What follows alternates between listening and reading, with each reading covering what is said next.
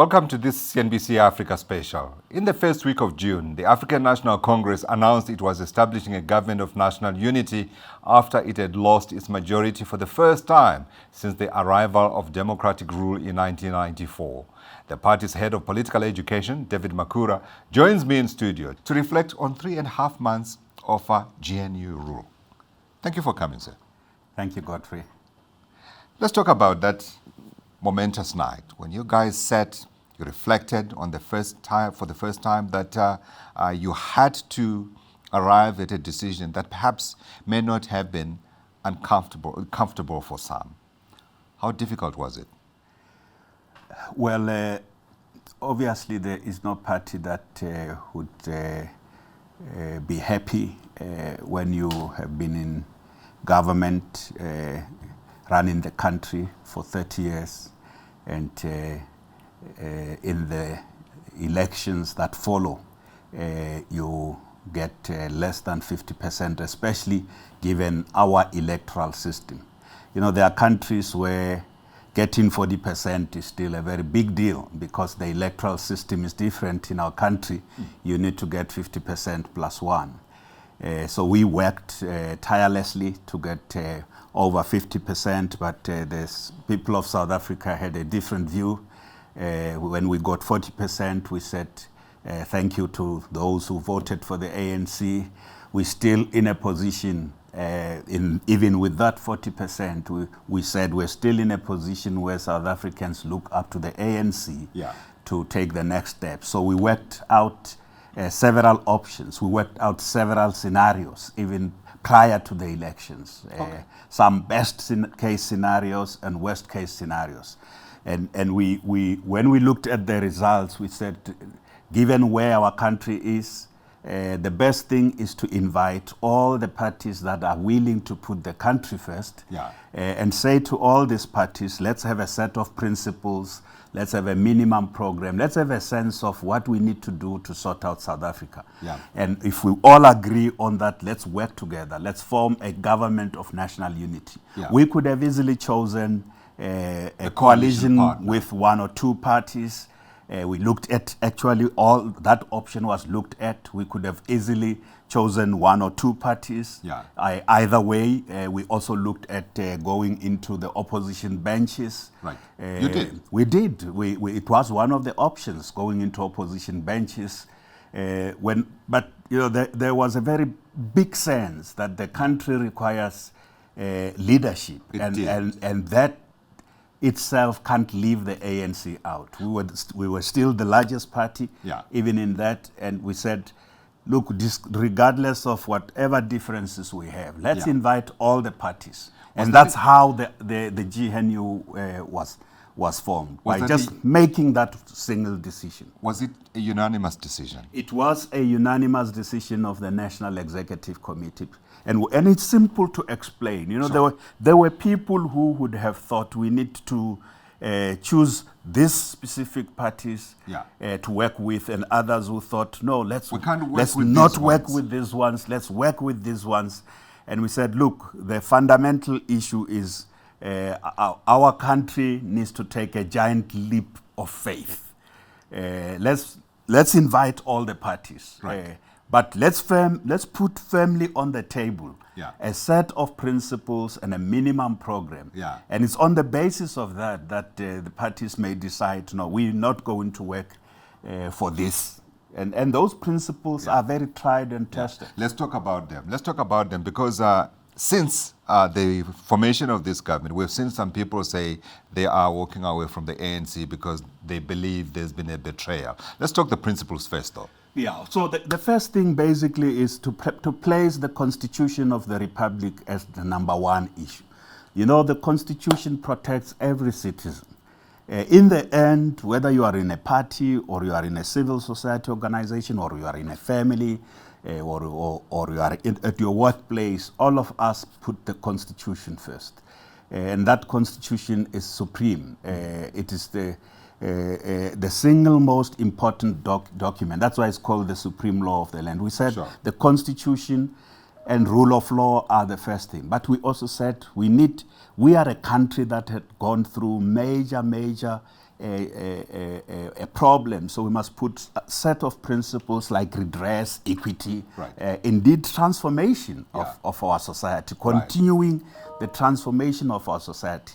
We need to put non-racialism. We need to put non-sexism.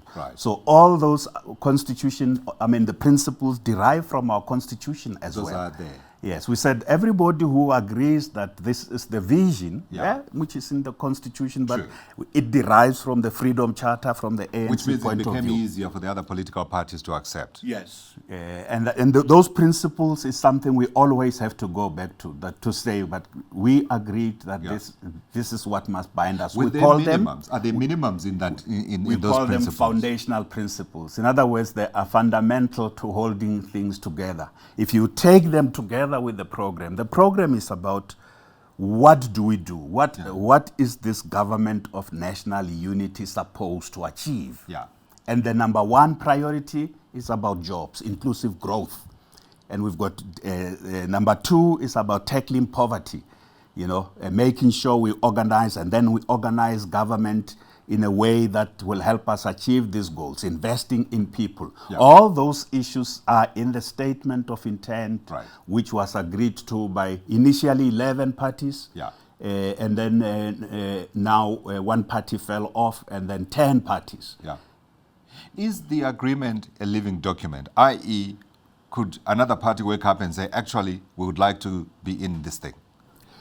Look, the approach to the government of national unity was quite thorough. We spoke to all the parties, especially the ANC negotiations team spoke to all the parties. If one party decides tomorrow that they want to join the government of national unity now, we've got to all the parties now have to discuss.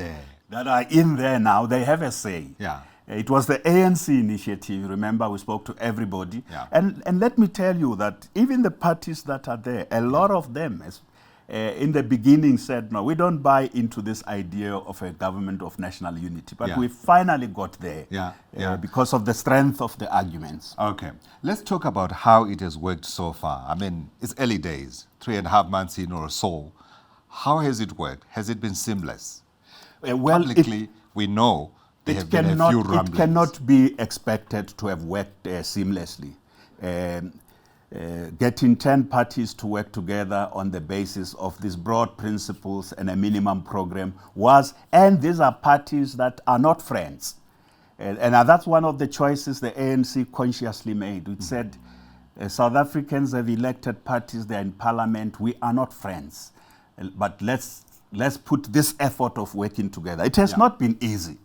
Certainly it has not been easy because there are policy and ideological differences. But let me say that despite there will be drama in politics, there's always drama and there's performances. We call that performative politics. Parties are calculating this and that. They need to say things, even if they know that this is actually undermining and harming. They need to work together. The fundamental issue for the ANC is that the government of national unity must focus on the fundamental issues facing the people of our country. We must turn around the economy. We must sort out crime. We must address the issues of poverty. We must address basic services. In other words, together fix local government. And we must address every shortcoming that the 30 years of democracy have exposed. We have done a great deal of progress, but we have major shortcomings. So the government of national unity is a contested terrain. The reason it will not be easy is it's a contested terrain. Absolutely. I'm reminded, I'm a student of history, I'm reminded in the years post the end of the Second World War, when the US and its allies had nuclear weapons and the other side in China had nuclear weapons, and because each was armed to the teeth, remember they called it the balance of terror. You try and eat me, I'll eat you up as well, and we'll all eat up each other. We need each other. To a degree, are similar. But you've also been working behind the scenes to make the working together a little bit easier. Let's speak about the work that you're doing as head of the political division at the ANC. The training that you referred to and the school, the governance issues that you've had to deal with. Okay, let me just first say on the governance, on the government of national unity, despite all the challenges we have, and one morning one party wakes up and announces here, like this minister announcing something that wasn't discussed. I think the fundamental issue is that the clearing house that's led by Deputy President Paul Mashatile is set up precisely to deal with all those issues. So from the point of view of the ANC, so we chose the government of national unity not because we want a government of national unity as a long-term strategic issue. Right. It's a tactical issue. It's what the conditions require right now, but we want it to work. So we can't go into it to make it fail. Sure. And I want to say to you that any party that is in there to make the government of national unity fail, it's not going to succeed. The ANC will do everything in its power. It's in the interest of our nation to make sure that this government works. Sure. If a party decides to leave, we will still work with others to make government work. We will still work with every party to make government. We don't want instability in our country, governance instability where you can't make decisions. But we will continue to also work with even the parties that are not there to get them to understand it's in the interest of South Africans to make decisions, to pass budgets, to pass policies. And the good thing also is that the world is awaiting South Africa. All parts of the East, the West, even the Middle East, if the tensions in the Middle East, the South Africa's voice is very, very important. The government of national unity is guided by the South Africa's foreign policy. Our engagement with the West, with Europe and North America is based on South Africa's. Have you had to include and listen to the views of the other parties and take them into account when you make your own pronouncements? So let's say, firstly, government makes decisions through internal government processes. Those is a cabinet led by President Cyril Ramaphosa. That cabinet is the one that makes decisions on government process. But you have to be sensitive to the other guys. Of course, they need to bring their views there, and then we need to engage and ensure. But we also keep going back to the statement of intent. We said, guys, we have agreed on these principles. We have agreed on this program. Okay. I have to leave it there. Mr. Makhura, thank you very much indeed for joining us this afternoon. Thank you. David Makhura, he is now the head of political education in the ANC. Until next time, thank you for watching. Goodbye.